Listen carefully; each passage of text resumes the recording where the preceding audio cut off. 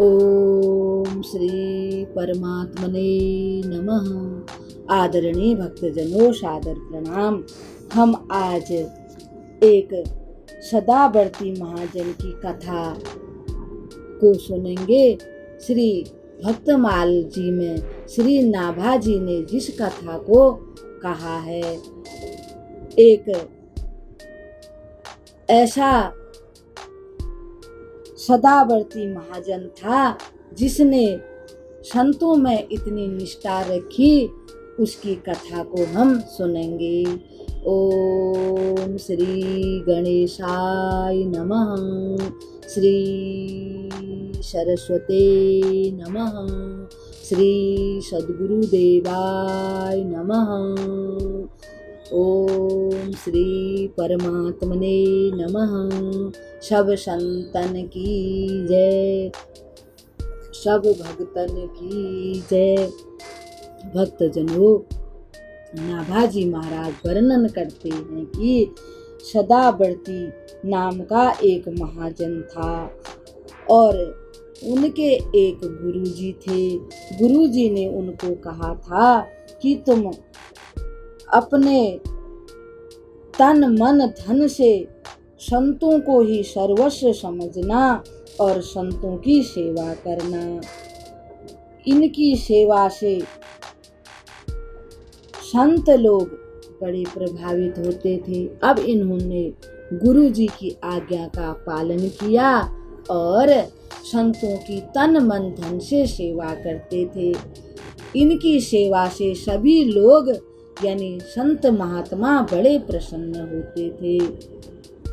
सदावर्ती के एक पुत्र था और एक पुत्री थी और एक संत उनकी सेवा से इतने प्रसन्न हो गए कि उन्होंने उन्हीं के घर में रहने का निश्चय कर लिया और वे उन्हीं के घर पर रहने लगे।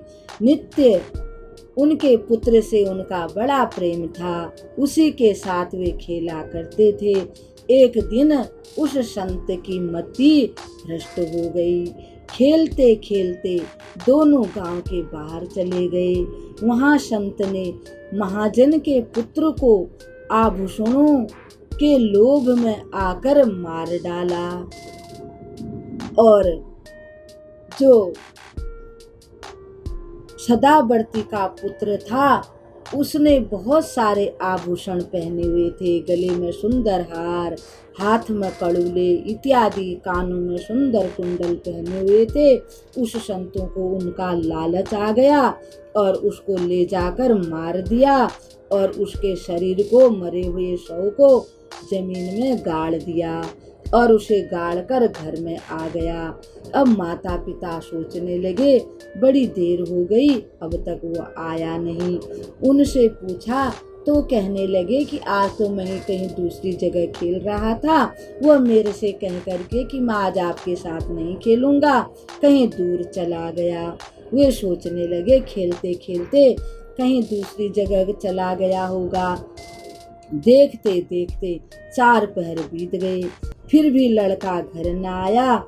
तब भक्त सदावर्ती ने गांव में ढिढोरा पिटवाया कि मेरे लड़के को किसी ने रोक रखा है या किसी के घर पर खेल रहा है, तो शीघ्र ही उसे हमारे घर पर पहुंचा दें या वह हमको बता दें। उस लड़के के शरीर पर जितने भी आभूषण हैं वो सब हम उनको दे देंगे जो शीघ्र हमारे बेटे की सूचना देगा। यह घोषणा सुनकर घटना को देखने वाले एक सन्यासी ने आकर कहा कि तुम्हारे पुत्र को, जो तुम्हारे घर में ये संत रह रहा है ना, मैंने देखा इसी ने उसको मारा और धरती पर गाड़ दिया है। यह कहकर भक्त महाजन को वह स्थान दिखा दिया। देखो मैं आपको यहाँ दिखा देता हूँ जहाँ उसको गाड़ा है। भक्त सदावर्ती ने कहा, अजी तुम यह क्या कह रहे हो, इस संत को पकड़ लो, इसी ने हमारे लड़के को अवश्य धन के लालच में मारा होगा। जो संत हमारे घर पर रहते हैं वह तो ऐसा कुछ नहीं कर सकते, वो तो मेरे लड़के से बहुत प्रेम करते हैं। तब घबराकर सन्यासी ने कहा, मैंने देखा था इसलिए बता दिया, मुझे छुड़ा दीजिए, मैं बिल्कुल झूठ नहीं बोल रहा हूँ। तब महाजन भक्त ने कहा, यदि तुम इस संकट से बचना चाहते हो तो साधु का नाम कदापि मत लो और इस गांव को छोड़कर कहीं दूसरी जगह पर चले जाओ।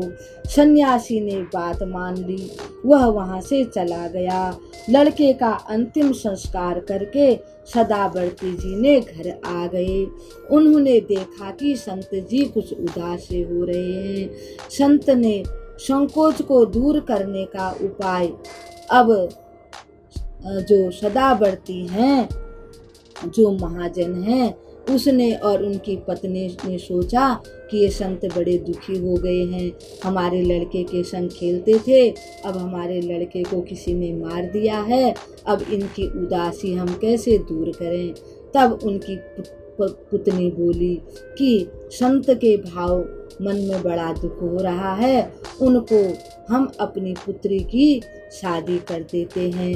सदावर्ती जी ने जब अपनी पत्नी की ऐसी बात सुनी तो उन्हें बुलाकर उनसे प्रार्थना की, आप कृपा करके मेरे हृदय का दुख मिट जाए, केवल इसलिए मैं अपनी पुत्री को आपसे विवाह करना चाहता हूँ। जब तक मेरा जीवन है आप मेरे साथ रहकर प्रेम का निर्वाह कीजिए, यहाँ प्रेम से रहिए मेरी पुत्री के साथ। ऐसा कहकर संत के साथ बेटी का विवाह कर दिया। तब भी उन संत ने कुछ नहीं बोला। एक दिन की बात है, जब सदावर्ती जी ने अपनी पुत्री का विवाह जो संत उनके घर में रह रहे थे उनके साथ कर दिया बड़े आदर से। उनके मन में कोई भी उनके प्रति कोई कुविचार नहीं आया, वो उनको संत ही मानते थे। यह जानकर जो उनके गुरुजी थे वे एक दिन फिर सदावर्ती जी के पास आए और यूँ समझ लीजिए कि भगवान ने उनको आदेश दे दिया। गुरुजी जब घर पर पधारे, इन्होंने यानी सदावर्ती जी ने सारी बात अपने गुरुजी को बता दी और गुरुजी की बड़ी सेवा की और अपने घर में जो संत रहते थे उनकी महिमा का गान किया।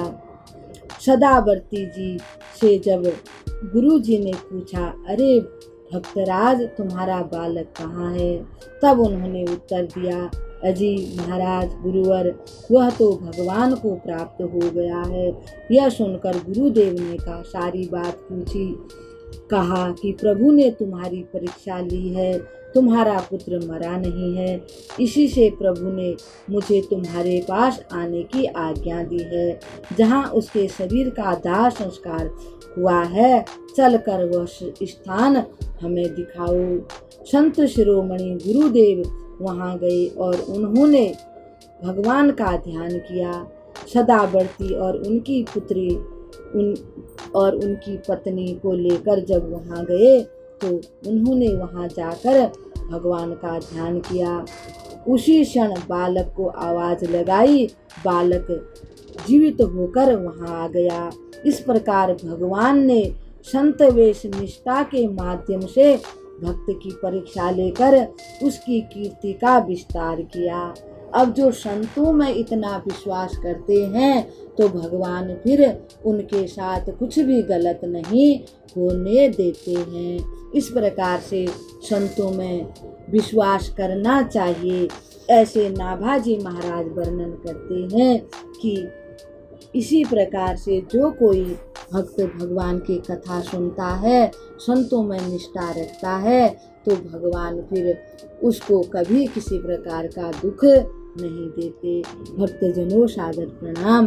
ओम श्री परमात्मने नमः। आज की कथा को हम यहीं पर विराम देते हैं। कल भगवान की एक और कथा के साथ आपके सामने उपस्थित होंगे। तब तक के लिए हम आपको आपको प्रणाम करते हैं। आप सदा सुखी रहिएगा, आपके जीवन में कभी किसी प्रकार का कष्ट न आए। ओम शांति शांति शांति ओम।